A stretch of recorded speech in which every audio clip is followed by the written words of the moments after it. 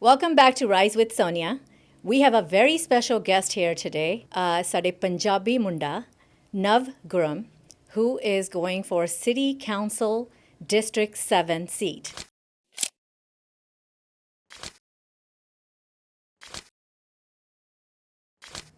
Welcome, Nav. Thank you for having me. What made you go into politics? For me, the journey kind of started right after high school. Yeah. So after I graduated high school, I was a pre-med major like most Punjabi Indian students might be.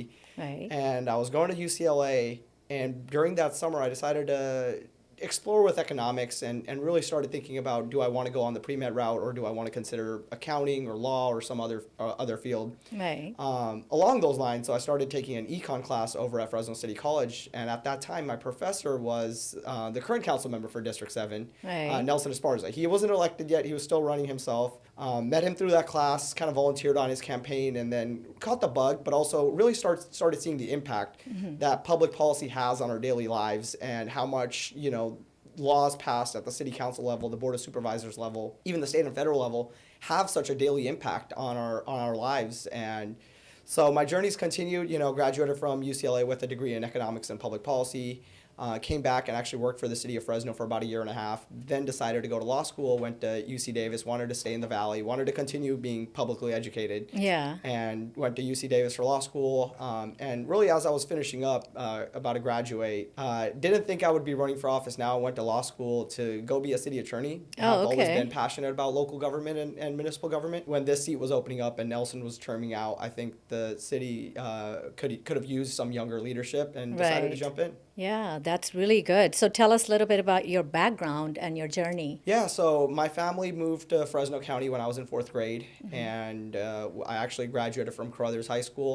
Very proud to always have been in the public education system. Right. And like I said, have had the good fortune of going away for school. Right. Spent about 3 years in LA. COVID kind of cut it short. And also I graduated about a year early from college. Oh, okay. And then even when I was out in NorCal and got to spend a lot of time in Sacramento, which for me was, those experiences were really kind of eye-opening at Fresno, which we claim to be the 5th largest city in California, and we are by population. Yes. But a lot of what you expect in a large city is not here. Right.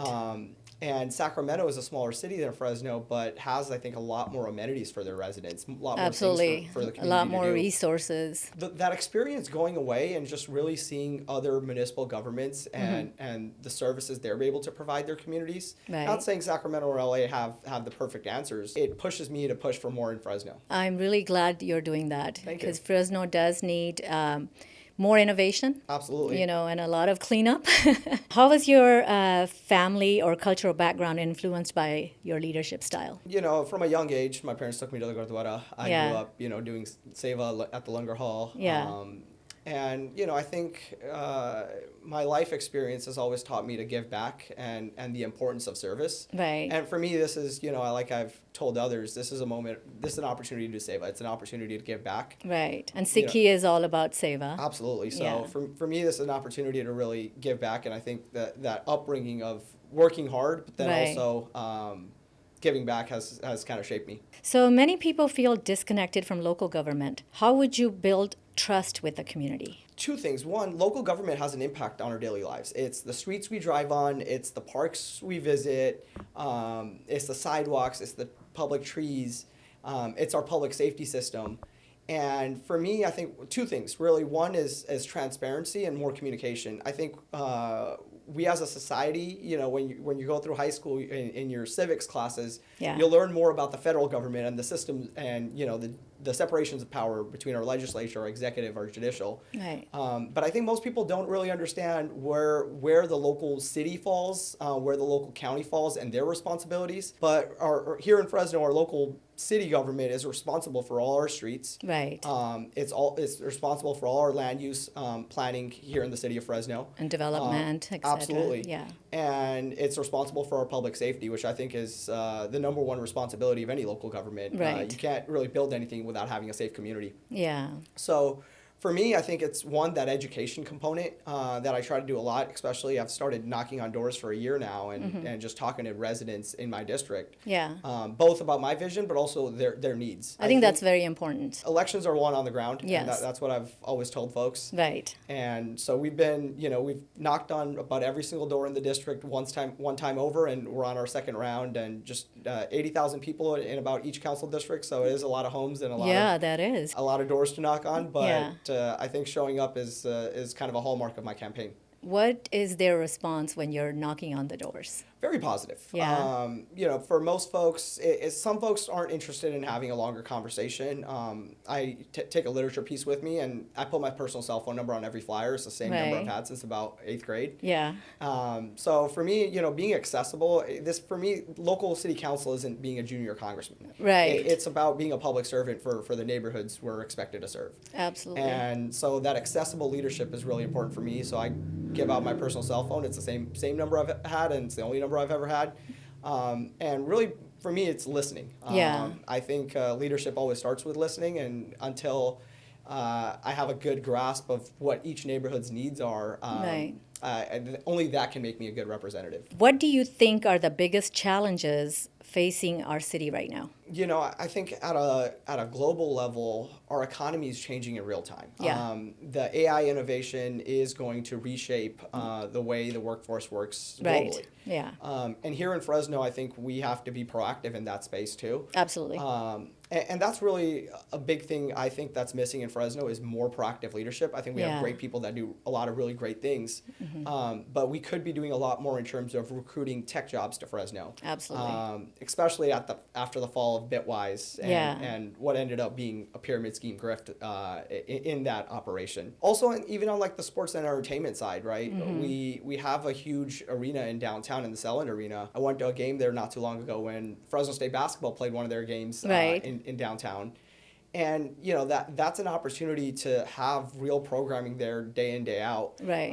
And I think thriving downtowns have a lot of sports, a lot of entertainment, a lot of arts, a lot of culture. Yeah. So that's something I want us to be proactive on. And I'll share a little story. When I was in law school, one of my professors, he's the general counsel to the Sacramento Kings. Really, the class, it was a business of sports law class, really talked about how they built that arena in downtown Sacramento, the public financing that went into it, and how sports has such a real estate component. But one question I would always kind of ask him to try to understand for Fresno is, I understand we're not ready for major league teams. We're not ready for an NBA team. We're not ready for an MLB team. And there's a lot of those metrics that you have to hit, the size of your airport, the size of your TV market, the number of discretionary income earners. But we're definitely the 5th largest city in California, where we should be having the #1 minor league team in every sport. Absolutely. So I look at our baseball team, and we're single A baseball. That should be AAA. Yeah. But more on the proactive leadership side, we don't have an NBA team that's ever played here, even a minor league team. The Sacramento Kings, their G League team is in Stockton, their minor league basketball team. Right. And I would ask my professor, I'm like, why are you guys in Stockton? Why do you guys used to be in Reno? And why not Fresno, which is a bigger city than both those cities? Right, exactly. And the answer was Fresno's never asked. Oh. So I think for me, it's finding those opportunities to be proactive in terms connecting of with those opportunities. And really bringing those opportunities. And I know you do a lot of bringing events to Fresno. Yeah. I looked at the Shakira concert that happened at the Save Mart Center. It was sold out, huge lines all outside. Yeah. So there's a real thirst and a need here in the community for things for people to do, for young people, for older folks, for families. Yeah.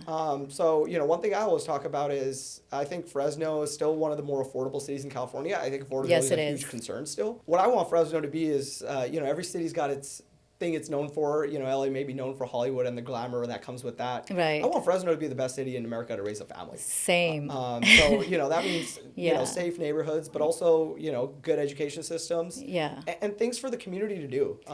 That weekend getaway, we have a lot of gems right here in our backyard. We're not too far from Yosemite. Yeah. We're not too far from the beach. We're central to everything. Right? Like you can go up to the mountains in 30 to 40 minutes. ਤੁਹਾਡੇ parents ਕਿਦਾਂ feel ਕਰਦੇ ਆ ਤੁਹਾਨੂੰ proactive ਦੇਖ ਕੇ ਆਪਣੀ Punjabi community ਦੇ ਵਿੱਚ? I don't think this is what they expected me to do right after law school. I think their probably expectation was, and I did work at a law firm here in town for about 5-6 months, but then I just realized I needed to be a full-time candidate. Right. So that probably wasn't a decision they were too excited about, but I think they believe in the larger vision, and they see the opportunity we have here of Right. leadership that we can bring to the city of Fresno. So your educational background is law? Graduated from UC Davis Law School in 2025, May. Okay. Took the bar in July. I actually started campaigning while I was in law school. So I Oh, launched okay. January of 2025, a couple months before I was even done graduating. Uh-huh. Passed the bar and continued to work for the past few months, and then Right. after that. About last month, I just decided I needed to be allocating a lot more time towards campaigning and meeting voters and going Yeah. to events and just really being out there. Right. So I think what this required was full-time energy, and so I've decided I left practicing law for about a month ago, and we'll see what June 2nd brings. We're going to wish for the best Thank or hope for the best. As someone from diverse background, how important is the representation in local government? I think representation's always important, Yeah. but I think representation alone isn't the solution either, right? Right. I think you need folks that understand if they run for school board, what their responsibility really is and what they're going to bring to the district. Absolutely. When you run for city council, what your responsibility as a local council member is and what you can bring to local government. And same goes above. So I'm a big believer in representation and uplifting, folks that are very qualified to do good for the larger community as a whole. Right. And even in this race, I understand that there's a glass ceiling for the Sikh community that this election can bring. Yes, Here in absolutely. the city of Fresno, we've never had a Sikh council member. This year, we have an opportunity to have two. But at the same time, the core ethos of why I started running was the neighborhoods of District 7 that I want to represent. Right. And on that diversity note, I think District 7 is also one of the most diverse districts in Fresno. Yes, they are. Every district's kind of got a uniform geography to it. So, like, I think you live in district number 2 or 6, I think. District number 2, that's northwest Fresno. District number 6 is northeast Fresno. Okay. And then district 3, southwest. You got 5, that's kind of southeast. Mine is really kind of a hodgepodge of communities that didn't quite neatly fit in other council districts that got grouped together. It's quite new and it's developing still on that side? Yeah, I mean, so out in the East Fresno portion of our district, we have Yeah. had a lot of growth in the last 15 years. And, a lot of newer homes that are still going up to this day. We have a new elementary school that just finished that opened up this past year. Okay. Hiroyama Elementary School. It's a Clovis Unified School. But my district also entails neighborhoods in Old Fig Garden. Oh, okay. Because most of Old Fig Garden is county. Right. It's a county island, but there's a portion that is incorporated within the city, and that falls in District 7. Okay. I have Fresno City College. I have Manchester Mall. Have a little bit of the historical Huntington Park neighborhoods, Okay. or Huntington Boulevard neighborhoods. So it really, stretches all the way from Central Fresno, a little bit of the Blackstone corridor, and all the way into East Fresno. And District 7 was the last council district created. Back in the late 1990s, Right. the city of Fresno did a big charter amendment. That's when we formed, back then you used to have 6 council members and an at-large council member that was called the mayor. Right. But it was all 7 members that sat on the council dais, and the city manager ran the government. In the late 90s, we decided or the city at that time, I wasn't even born. I was going to say, were you even born then? I was not. And the city decided to create a strong mayor form of government. So we're one of the 4 or 5 cities in California that have a strong mayor form of government. Right. And what that means is the mayor has veto power. The mayor is the executive that runs the city, and it doesn't sit on the council. On the city council. So in like a city like Selma or Clovis, Right. they have 5 council members and one of them is the mayor, but they also are like their power in terms of a vote is that of a council member. So when they created the strong mayor form of government, they also created the 7th council district. Right. And that was, it originally started as a central Fresno district. And really was like taking parts from other council districts and grouping them together and creating Yeah. the 7th district. And since then, after redistricting every 10 years, after a census, you have to redraw lines. To balance out the population of each district. The district's transformed quite a bit since its original inception. But really, it's the most diverse district in Fresno. We have some of the highest needs neighborhoods in the state of California in our Right. district. We have suburban Fresno that looks a lot like Clovis Right. here in our district. Yeah. And we have some of the most beautiful historical neighborhoods in our district. Especially So Huntington. Huntington and, Yeah. and Old Fig. Yeah. Notice the city is involved in redeveloping even like downtown and what's happening at Manchester Mall now. Definitely a big priority of mine if I have the good fortune of being elected as an ex-council member. I really look at, in order to truly transform Blackstone Avenue and the southern portion of Blackstone Avenue, Right. which is the spine of our city. I mean, Absolutely. That's the major economic corridor going all the way from the southern portion all the way up to River Park. Yeah. I think, for the southern portion, the conversation on redevelopment really starts with Manchester Mall. If we can turn Manchester Mall, and a lot of other cities have successfully turned old vacant malls into Right. housing, Yeah. that's a priority of mine. If Yeah. we can have people, for young folks, for older folks, for working professionals, creating Manchester Mall into a hub where there's jobs, retail, Right. restaurants, and housing. Yeah. That kind of one of the top priorities of mine is housing. I think Right. we, as a state of California, aren't producing enough housing, and I think people feel it when they're with their rents, with their mortgages. Right. In order for us to really get out of our affordability problems when it comes to high housing costs, I think we're gonna have to build our way out of it. Right. And that means prioritizing infill, prioritizing development that's dense. Right. Because especially for folks in my generation, a lot of people don't want that single family home with a big backyard. Right. People are looking at living in places where they can go to the restaurant at walking distance, they can go grocery shopping in walking distance, and go to work within walking distance. Right. That's what you see in other major cities, and I think in Fresno, as our regional economy changes, Yeah. we have to be proactive in terms of creating those housing conditions for all types. Affordable housing is Absolutely. much needed here.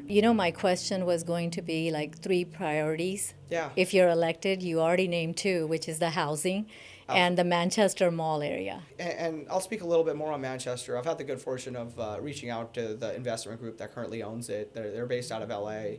And one thing that's really slowing down, like, their conversion to housing is a lot of bureaucratic red tape. Even 3 priorities, I can't really group everything into 3, but Right. one of my other priorities is just making it easier to build in Fresno. Yeah. Making it easier to do business in Fresno. Right. As a city, the city of Fresno loves to roll out the red carpet for Amazon. Yeah.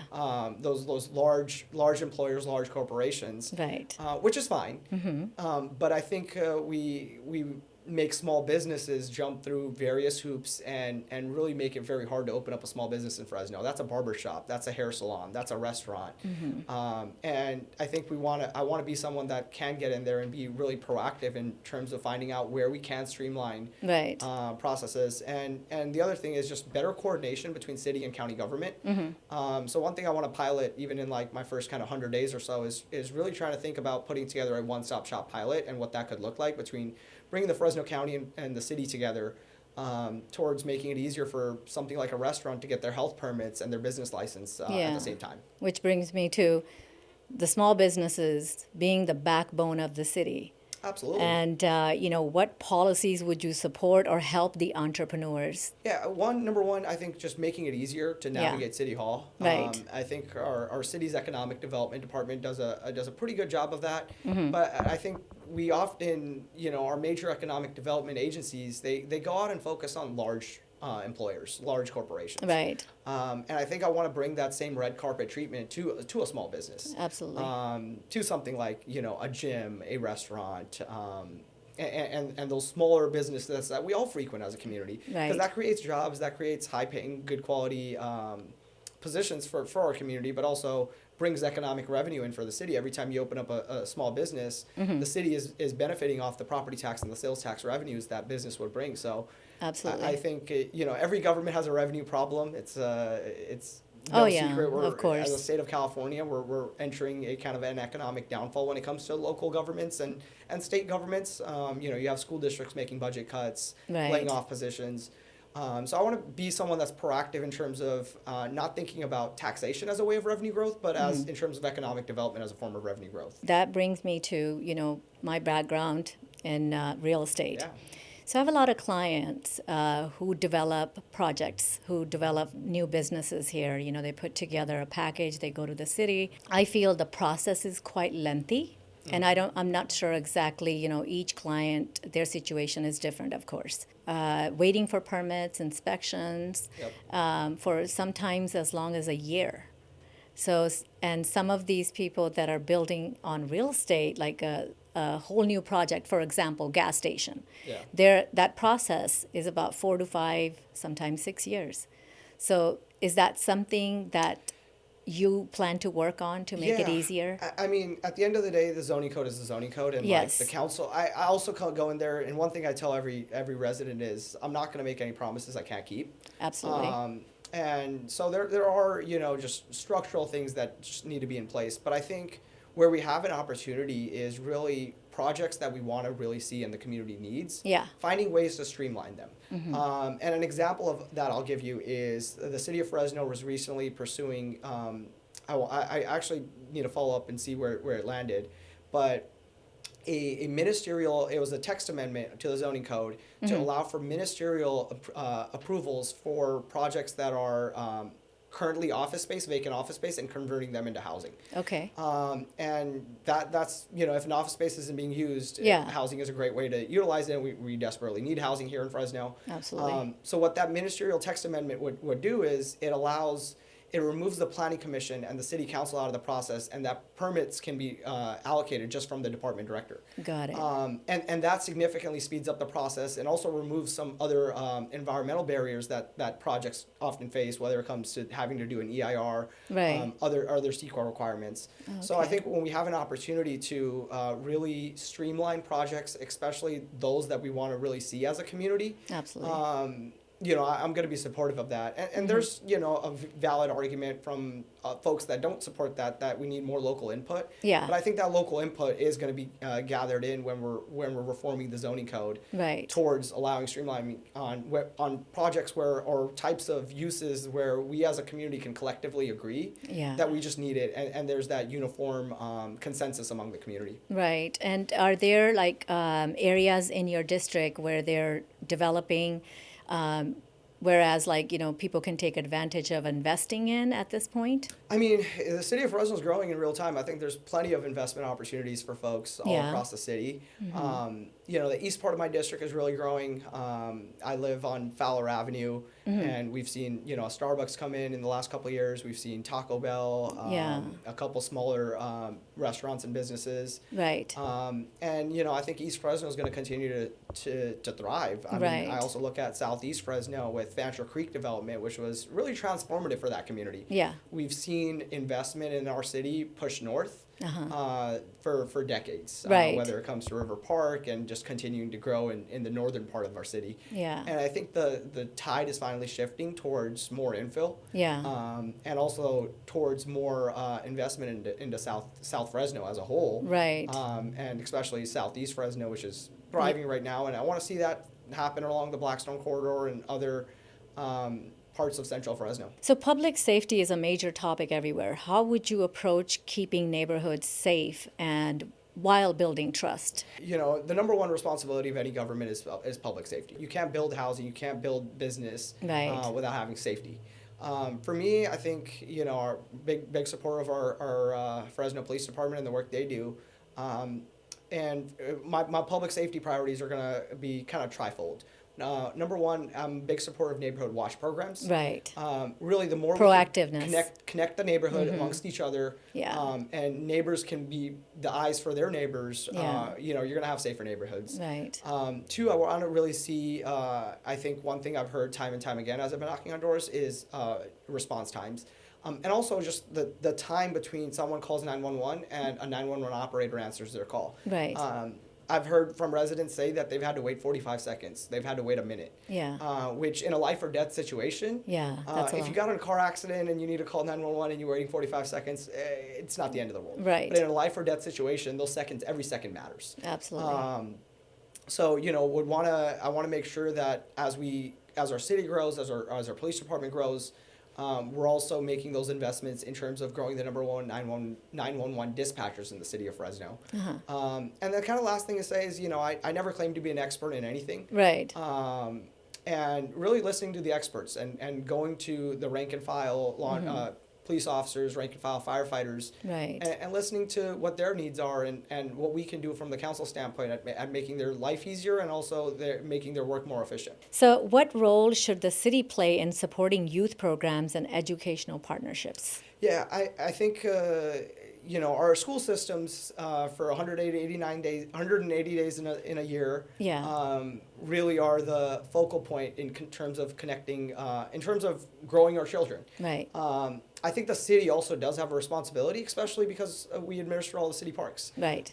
So I definitely want to see more programming at parks, more things for the community to do, whether it's, just on sports, arts and crafts.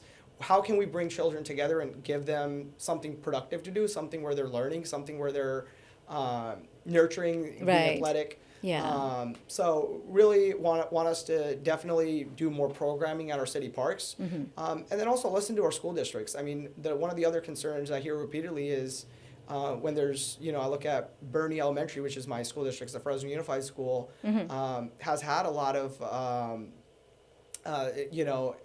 accidents where a vehicle has hit a student. Oh. So, one thing that's, when it comes Yeah. to infrastructure, there's a lot of need in South Fresno. Right. But one of the top things that's going to rise to the priority list for me is making sure that those routes to schools, especially where children are walking from their neighborhood to the school site, Right. those routes are safe. That Yeah. means clean sidewalks, signage, making sure we're enforcing our speed limits, making sure we have speed humps in place. Right. And I think the city has a core responsibility in terms of getting students from and to school when it comes to our streets and our sidewalks. Absolutely. So when it comes to education, I definitely don't want to step on the toes of the school district. Of course. But when kids are home for summer, when kids are home during the weekends, Right. what can we offer them? Right, to like productively recreational contribute? activities, Yep. having And some then, programs for the summer. I think our mayor's been doing a great job with the Youth Job Corps program. Yeah. That's, employed hundreds of young high schoolers and college students at City Hall. And really setting them up for careers in government or taking those skills into private sector. I think or that's a nonprofit great sector. idea. So want to continue to see Yeah. programs like that thrive. ਤੁਸੀਂ youth ਦੀ ਗੱਲ ਕੀਤੀ ਹੈਗੀ ਆ, schools ਦੀ ਗੱਲ ਕੀਤੀ, ਅਸੀਂ education ਦੀ ਗੱਲ ਕੀਤੀ ਆ, ਤੇ ਆਪਣੀ ਕਮਿਊਨਿਟੀ ਦੇ ਵਿੱਚ ਕੁਝ ਮਤਲਬ ਜੇ ਅਸੀਂ ਕਰ ਸਕਦੇ ਹਾਂ ਟੂ ਹੈਲਪ ਦਿਸ ਪ੍ਰੋਸੈਸ, ਆਪਣੇ ਘਰ ਦੇ ਵਿੱਚ ਬੱਚਿਆਂ ਨੂੰ ਮਤਲਬ ਪ੍ਰਿਪੇਅਰ ਕਰ ਸਕਦੇ ਹਾਂ ਫॉर ਬੈਟਰ ਥਿੰਗਸ ਐਜ਼ ਜਿੱਦਾਂ ਤੁਸੀਂ ਅੱਜ ਉੱਠ ਕੇ ਲੀਡਰਸ਼ਿਪ ਦੇ ਰੋਲ ਦੇ ਵਿੱਚ ਆਏ ਆ, ਉਹ ਕੀ ਹੋ ਸਕਦਾ ਕਿ ਆਪਣੇ ਮਾਂ ਬਾਪ ਨੂੰ ਇੱਕ message? Yeah, I think one thing that I really appreciated from my parents was they told me to get involved. Yeah. Whether it was in school or wherever. And I think, oftentimes a lot of Punjabi households, the priority is school. Right. Which is absolutely a great priority to have. Yeah. But I think it's also important to be involved in extracurricular activities, to be out in the Absolutely. community, to find opportunities to volunteer. Because that's really what shaped me and also shaped my sister, who had the good fortune of she's finishing out her last year at Harvard, and Very good. she was the first student in our school district's history to go to Harvard. So That is awesome. it was a testament of not only her academic abilities, but also something I always pushed her on is finding other ways to get involved and give back. And one thing she did a lot when she was in high school was looking at policy outcomes and policy solutions towards the rising use of tobacco products in children and finding, regulatory solutions to that and making sure that businesses that do sell tobacco products are located with enough buffer zones away from school districts and other sensitive use areas. So for me, it's the message I can deliver is school is really important, but also find ways to get involved and give back and be engaged in your community. Right. And for every single person, it's going to be different. And what does good leadership in the city government looks like to you? Working hard, listening, and showing up. Right. It's that same spirit I've maintained on the campaign, and it's the same spirit I'll maintain as a council member if I have the good fortune of being elected. Yeah. I try to show up everywhere and anywhere. I will talk to anyone and pretty much anyone. Right. I try to answer every single phone call that comes in, and if not, I'll get back the next day. Right. And it's that same leadership I want to take to the city council. It's I'm always going to work really hard. That's the one thing that the District 7 residents can rest assured on. I won't be outworked. What makes you different than the rest of the candidates? It's a different perspective. Yeah. I've had the good fortune of, over the last year, meeting with a lot of community leaders. And when I started this campaign, the first two words I put on my website were coalition builder, which to me means bringing people together to solve problems. Right. So I've, been in earnest meeting with community leaders and organizations, everyday residents, and really building a coalition that's ready to solve big problems for Fresno. So honored to already have, the support of Mayor Jerry Dyer in our campaign. Yeah. Honored to have the support of Supervisor Luis Chavez, who overlaps with a significant portion of our campaign. Yeah. And then honored to have support of, labor organizations that represent thousands of union workers across our region, our Central Labor Council. Right. And also honored to have the support of, the Fresno Chamber of Commerce, our Fresno firefighters, those frontline professionals. And I think that's a testament to, just having them get to know me over the past year. Right. And really engaging in thoughtful policy conversations about how we can improve our economy, create more jobs, Right. keep our community safe, and really earning that trust. Yeah. But also, sometimes, our campaign's been able to bring people together that might not often agree. Right. And that's kind of the type of leadership I want to take to the city council on. We may not agree on 3 issues, but let's all work together on the ones that we can agree on. So I think that coalition builder mindset is definitely something that probably differentiates me with a lot of other candidates that may be running in this race. ਤੁਸੀਂ ਜਦੋਂ ਆਪਣੀ campaign ਕਰਦੇ ਹੋ ਗੁਰਦੁਆਰੇਜ਼ ਦੇ ਵਿੱਚ ਵੀ ਜਾਂਦੇ ਹੋਣੇ ਆ ਹਾਂਜੀ, ਉੱਥੇ ਆਪਣੀ ਕਮਿਊਨਿਟੀ ਦਾ ਕਿੱਦਾਂ ਰਿਸਪਾਂਸ ਹੈ Overwhelmingly positive. Yeah. ਆਪਾਂ growing up ਆਪਾਂ ਸਾਲਮੇ ਗੁਰੂ ਘਰ ਵੀ ਗਏ ਹੋਏ ਆ, ਬ੍ਰਦਰਸ ਗੁਰੂ ਘਰ ਉੱਥੇ ਜਾਂਦੇ ਰਹੇ ਆ। Right. ਵੈਸੇ ਜਿਹੜਾ ਆਪਣਾ ਨਾਨਕਸਰ ਗੁਰਦੁਆਰਾ ਚੈਰੀ ਐਵਨਿਊ ਤੇ Yeah. ਉੱਥੇ ਬਹੁਤ ਸਾਲਾਂ ਦੀ ਆਪਣੀ ਫੈਮਿਲੀ ਜਾ ਰਹੀ ਆ। Uh-huh. ਤੇ ਆਪਣੇ ਡਿਸਟ੍ਰਿਕਟ ਦੇ ਵਿੱਚ ਡਿਸਟ੍ਰਿਕਟ 7 ਜਿਹੜਾ ਲੋਕੇ ਨਾਲ ਗੁਰੂ ਘਰ ਆ, Right. ਉਹ ਆਪਣੀ ਡਿਸਟ੍ਰਿਕਟ 'ਚ ਹੀ ਪੈਂਦਾ। ਸੋ ਉੱਥੇ ਵੀ ਆਪਾਂ ਇੱਕ ਵਾਰੇ ਜਾ ਕੇ ਬੋਲੇ ਆਏ ਤੇ ਵੈਸੇ ਵੀ ਆਪਾਂ ਸੰਡੇ ਨੂੰ ਉੱਥੇ ਜਾਇਆ ਇਹਦਾ। Yeah. So overwhelmingly positive response from the community. Right. I think a lot of people are really excited about the potential for Yeah. representation that we talked about earlier. Right. And I think our campaign's been exciting folks about also just the leadership we can bring to Fresno. One issue that you're most passionate about, which will serve the Punjabi community. Our community's needs aren't a lot different than every other community's needs. Right. I've had the cool opportunity to work on. I'll share a little story. In my own neighborhood, Yeah. a lot of our bajorgs, they like to get together Yeah. and play cards. Right. And our neighborhood has been developed kind of in the last 4 to 5 years. Right. But there was no kind of communal place for them to gather. Right. So they would often take their chairs, find a little green space around a walkway, get together, bring their own table. Yeah. And that's what they did every evening. Right. So me kind of knowing how city government works and just hearing directly from the neighborhood. Yeah.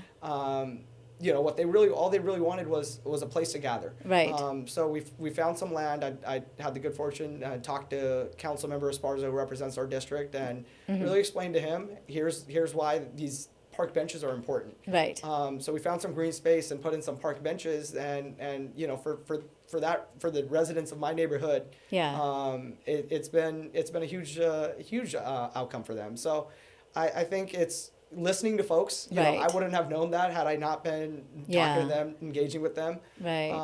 And then finding solutions. Right. So it's that same kind of attitude that I take with every community that I think applies to the Punjabi Sikh community as well. Like ਠੀਕ ਹੈ ਉਹ ਬਜ਼ੁਰਗਾਂ ਵਾਸਤੇ still park ਜਾਂਦੇ ਆ ਬੱਚੇ ਨਹੀਂ ਜਾਂਦੇ ਹੈ ਨਾ ਬੱਚਿਆਂ ਵਾਸਤੇ ਵੀ ਇਹ ਚੀਜ਼ਾਂ ਬਹੁਤ ਇੰਪੋਰਟੈਂਟ ਹੈ like to have recreational activities like you mention earlier sports and all that so that ਉਹ ਵੀ ਆਪਣੇ ਗੈਜਟਸ ਦੇ ਵਿੱਚੋਂ ਬਾਹਰ ਨਿਕਲ ਕੇ ਇੰਟਰੈਕਟ ਕਰਨ I have some nieces and nephews now. Yeah. And I didn't know what an iPhone was. iPhone wasn't out when I was a child, but Right. I didn't have like my first real, video game until I was in like 4th or 5th grade. Right. But nowadays, you got kids with iPads as Yes. young as 2. Right. And they know how to use them really well as well. Yeah. So I think, the more we can get people outdoors, it does kind of concern me as just a citizen of this country. The number of young folks that are just glued to their phones. Yes. And I think we're going to see the effects of that 10, 15, 20 years from now when it comes to mental health, when it comes to how to be social, how to just engage with the larger community. I mean, that's not how I grew up, right? Right. Growing up and going to the swing sets after school and Yeah, I going to grew the up parks on the weekends doing and that. playing with friends outside Yeah. was a big part of that childhood. So Yeah. now it's just I think our society is changing, and someone that wants to be a policymaker, and I know there's a lot of folks in Washington D.C. and Sacramento that are Right. actually trying to address that, whether it comes to young folks being on social media at a certain age, Yeah. or just their phone usage. I know like there's policymakers now having those conversations because it is a serious I'm problem. glad they're having those conversations because it's not 10, 15 years down the road. We're already there. We True. do have a lot of mental health issues due to, engaging in technology rather than human touch. Yeah. And rather than interacting or going outside and playing like I grew up, like you said earlier, swings and all that. I think partly it was how I was raised, but Yeah. like if I'm home all day in a Yeah. day, like I start feeling sad. Right. One of the kind of the hardest moments for me is when I was studying for the bar exam. Those 2 months, the first month I was still like going out and about, month of June. But in the month of July, I decided I was just going to do anything else. I needed to lock in and study. Yeah. To not have to take that test again, because Yeah. I do not want to take the bar exam ever again. So I would spend there was I think at least a week where I didn't leave my house at all. Oh, wow. Thankful to my mom Yeah. who always provided me the food and all the other stuff. Right. But it really does kind of start making you sad and kind of hurts your soul a little bit to Yeah. not get outdoors. So after a week of that, I was like, even during the day, if I'm going to study 8 or 10 hours in a day, I'll still find, an hour to get out, maybe go to the Right. gym, go on a walk, go on a run. Yeah. But for me, yeah, like getting outside and just doing something in a day while I'm Right. leaving the home is very important for my mental health. Yeah, absolutely. Because, yeah, just being at home alone, it feels isolating. So one thing that people don't know about you. That's a tough question. There's a lot of me that I think has been a very open book. I try to not really, there's not much I hide to myself. There's not anything I really hide to myself. Right. But I'll share a fun fact. I think when I went to Davis for law school, Davis is a very big biking community. Right. It is actually the most bike-friendly city in America, and naturally I got a bike there. So the fun fact I get to share now when people ask me like, oh, say a fun fact about yourself. Yeah. Throughout my first year of going to law school, I would driving there took about 15 minutes, but it was about a 10-minute bike ride. So I would always take the bike to law school. Right. I taught myself how to ride a bike without using my hands. So, Oh. That was just a Yeah. kind of a fun mental exercise for myself. And Right. as I would drive, I went from 2 hands to 1 hand to 1 finger to driving straight without hands and then being able to turn. So that was like a cool skill I taught myself just because I had time every day. I was riding a bike every morning. Might as well use that time to learn something. Right. I didn't know you could do that. I got to try this. I didn't know it was possible until I started seeing everyone around me. Yeah. There would be people that would just have their arms down and they're riding a bike and they're churning and all that. And I'm like, I wanted to learn how to do that. Right. And that's kind of always been where I am. I see folks. I think a quote that like really resonates with me is imitation's the best form of flattery. Yeah. And so there's a lot of people I look up to, and I do try to learn from them and imitate them. Maybe Right, sometimes. right. If elected, what kind of legacy do you want to leave for the next generation? Really great question.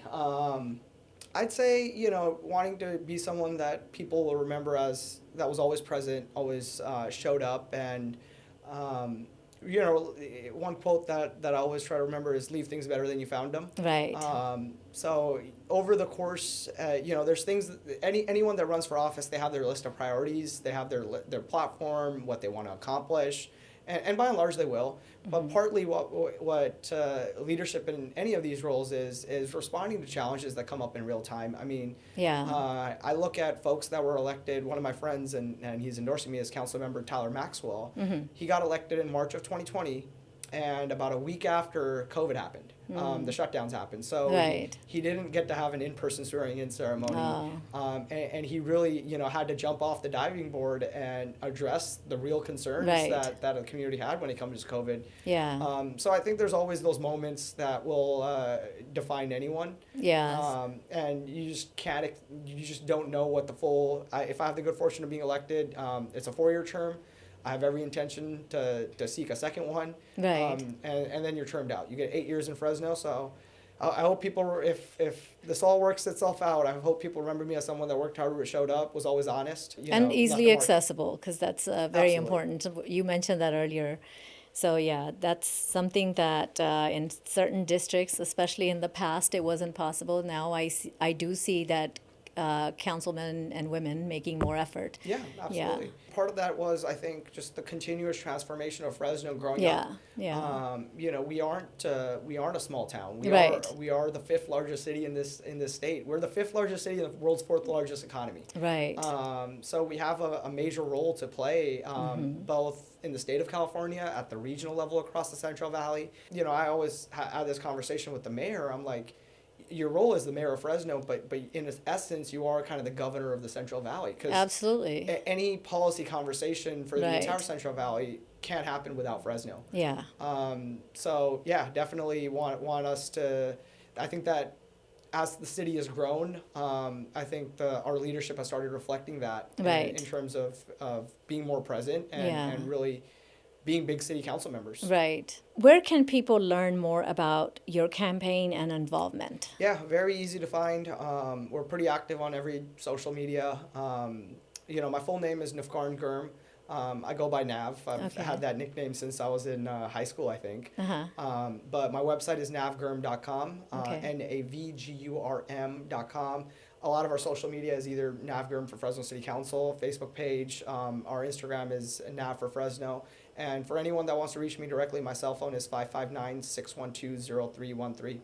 What's one problem in our city that frustrates you? As a city, we have really been poorly planned over the past decades. Right. I'd love to see more connectivity amongst the city.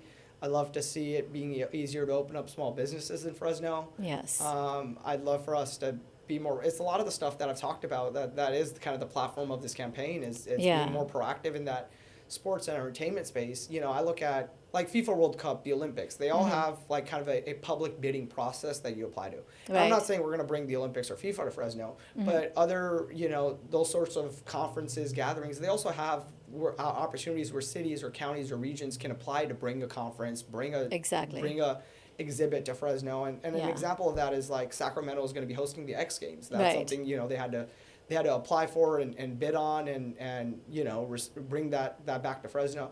So that's definitely something I want us to be definitely a lot more proactive about. Right. And it frustrates me that maybe hasn't been done before, but also I think I'm very thankful of the leaders of the past, and everyone had different priorities and right, and challenges. There's a lot of need. Everyone kind of comes in with a slightly different perspective and slightly different set of priorities. Right. So I got my own set, and we're going to work really hard. So I've been also hosting Tia Festival from this is going to be our 5th year. Speaking of bringing businesses and people together, we've had vendors from Arizona, Las Vegas, and all over California, Dallas. So these people are coming in for our women's event, which we host once a year close to the summer. And that is also, like, my goal is to bring not only revenue to the city and also to bring in, culture. Yes, exactly. And instead of us having to travel other cities, and I'm trying to bring people here. It actually kind of shocked me the number of people, especially in like the legal field. Yeah. Where I was, have gotten to know a lot of attorneys across Fresno, and there's so many that they came here for a deposition, they came here for a trial, and they actually really found themselves liking Fresno. And I think people gloss over Fresno, and other people in other cities kind of like to look down upon Fresno. But when people have an opportunity to come see what the city offers, right, there are people that are kind of the transplants to Fresno that really like. There's still a lot to do if you go out and find it. Yes. We're still in a central part of California where you can go do a day trip to SF, go do a day trip to LA. Yeah. Go to the mountains, go see Yosemite, go see Pismo on the beach. Right. Like that accessibility that Fresno provides is really important. Yeah. One thing, when I was living in the Bay Area, a lot of people out there, Fresno is like a pind. Yeah. I'm like, you know, I don't know what you're calling pind, but we live lavish out there because ਉਧਰ ਜਿਹੜਾ 2 million ਦਾ ਘਰ ਆ ਉਹ ਸਾਨੂੰ ਇੱਥੇ 5-6 ਲੱਖ ਦੇ ਵਿੱਚ ਮਿਲਦਾ ਆ ਹਨਾ ਸੋ ਉਹ ਪ੍ਰਾਈਸ ਵਾਲਾ ਵੀ ਜਿਹੜਾ ਰੀਅਲ ਸਟੇਟ ਪ੍ਰਾਈਸਿਸ ਉੱਥੇ ਜ਼ਿਆਦਾ ਆ ਟ੍ਰੈਫਿਕ ਜ਼ਿਆਦਾ ਆ ਯੂ نو ਆਫ ਕੋਰਸ ਹਰੇਕ ਸਿਟੀ ਦੇ ਆਪਣੇ ਆਪਣੇ ਚੈਲੰਜਸ ਹੁੰਦੇ ਆ but I feel quality of life ਜਿੱਦਾਂ ਦੀ ਮੈਂ ਫ੍ਰੈਜ਼ਨੋ ਦੇ ਵਿੱਚ ਐਕਸਪੀਰੀਅੰਸ ਕੀਤੀ ਆ ਉਹ ਕਿਤੇ ਹੋਰ ਨਹੀਂ ਕੀਤੀ Yeah, I mean, ਆਪਣੀ ਵੀ story, I mean, I saw when I went to UCLA, if I had a friend in downtown LA, I lived in West LA. It'd take about an hour to get together. Right. And you know, traveling on the 405, just absolutely hated sitting in traffic. So I think with Fresno, we're you can be in any corner of Fresno. And come to the opposite corner. In about a 20 to 30 minute span of time. Right, exactly. Even at the busiest peak points, you can get around the city very very easily. Right, absolutely. So I think that's something that isn't something a lot of other big cities can say. Right. What do politicians often forget about the everyday people they represent? Listening and showing up. Like this is a job where you're a representative. Whether you're in Congress, you're representing 750, 800,000 people. When you're a city council member, you represent 80. When you're a mayor, you may represent 500,000 people. But, really, I think folks sometimes forget that they are there being someone else's voice. Right. So that's something I never want to lose sight of, which is why, even on the front end, I'm very proactive on giving out my cell phone to every single resident. Right. Because... And that's very rare. I have not seen that. we're trying to do some things a little differently, right? Yeah. Thank you. And so for me, it's really making sure that there's 80,000 people in my district, and when they have problems at City Hall, I want to be their voice to help solve them. Right. And I can't do that unless I'm listening to them, showing up to them, and directly accessible to them, so they can reach me, and they don't need to go through staff or jump through other hoops. Right. It's why I knock on their doors now. So like, people in my neighborhood know me and know me well. Maybe folks in the surrounding neighborhoods know me, but at the end of the day, our district stretches all the way from Fresno City College to the east edge of the city. Right. So there's no way I'm going to be able to know the specific concerns of every single neighborhood. Right. But what I can do is always show up and listen. Yeah. Speaking of Fresno City, ਉੱਥੇ Punjabi classes ਵੀ ਹੁੰਦੀਆਂ, right? Hanji, yes, and that's I'll give a shout out to Gurminder Sangha, who's I think been instrumental in creating, lifting that program. Right. He used to be the dean of the West Fresno campus for Fresno City College. Okay. Now I think he's I'm going to get the title wrong, but I think he's the vice president. I think they use the president title. So, I think he's the vice president over at Madera Community College. Oh, that is great. There. Yeah. But really, I think that's what, what I tell folks in our community, you don't need to get involved to, only focus on Sikh issues or Punjabi issues. Right. But by you getting involved and working for the community college system, working for the city of Fresno, you'll naturally find those opportunities where our Sikh Punjabi community has often been overthought or right. Because we're not on the table. Yeah. So you'll find opportunities to also do service to our Punjabi Sikh community in conjunction with like the job you're going to do and the work you're going to do for the community at large. What's a leadership lesson you learned the hard way? I'd say like working hard. I think often, I've always tried to be someone that's a little creative, thinks outside the box. Yeah. But there's really not any shortcuts for anything. No, there aren't. So for me, it's, I've kind of learned it time and time again. Every time I try to do a shortcut for something, it never works out. So nothing replaces hard work.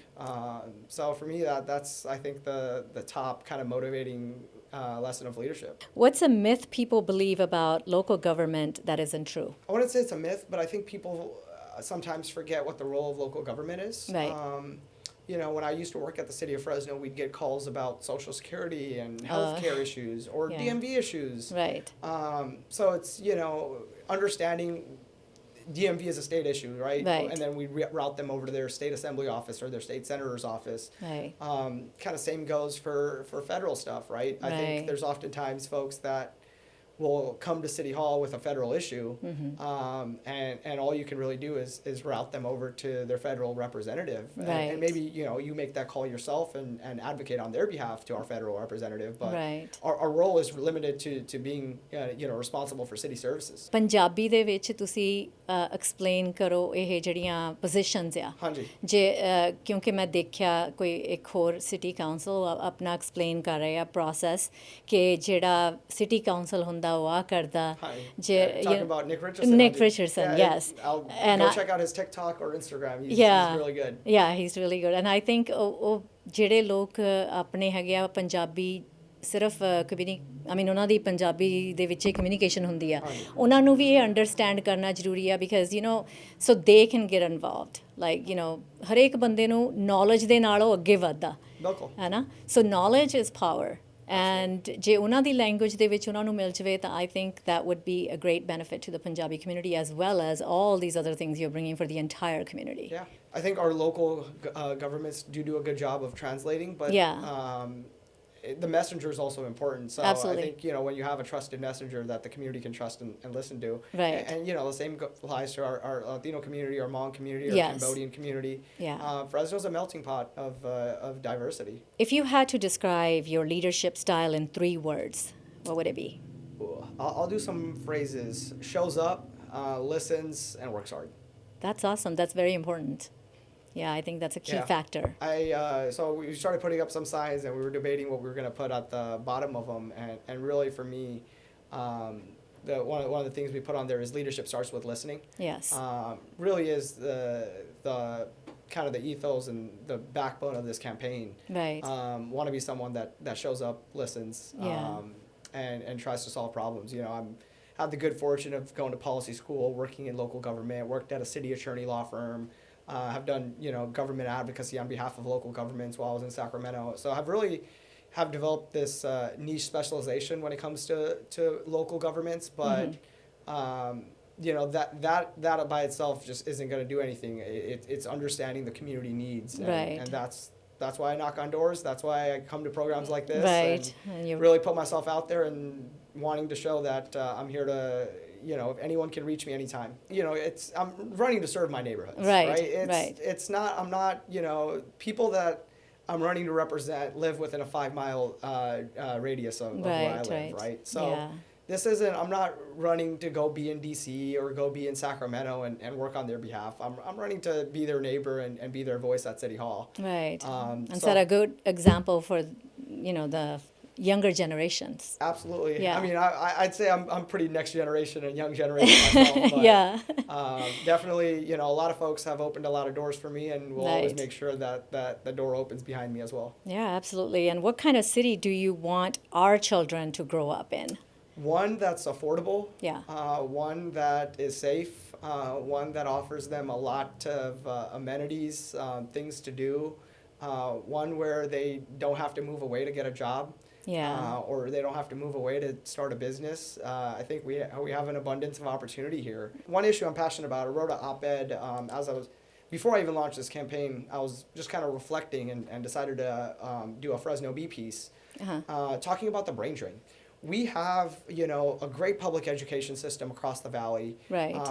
We have a great higher education system. I mean, Fresno State's a great university. Yes. But so often some of our brightest minds will, get their education here, go away after high school, move away after college. And there's data points to back this up, but I've seen it firsthand. Our brain drain epidemic is what I call it. Yeah. When I went to UCLA, I had a lot of friends from the Central Valley. Right. And not many of them moved back to the Central Valley. A lot of them stayed out in LA. They ended up in other large cities. And that story repeated itself when I went to law school. There were 6 of us in my cohort of 200 that were from Fresno County. Either they grew up here, went to school here, went to Fresno State, and just have like deep ties to the Central Valley and Fresno. And of the 6 of us, I was the only one that moved back. So for me, that's when I really started to reflect more on it. Because those are the types of folks that are going to start businesses. They're going to start nonprofits.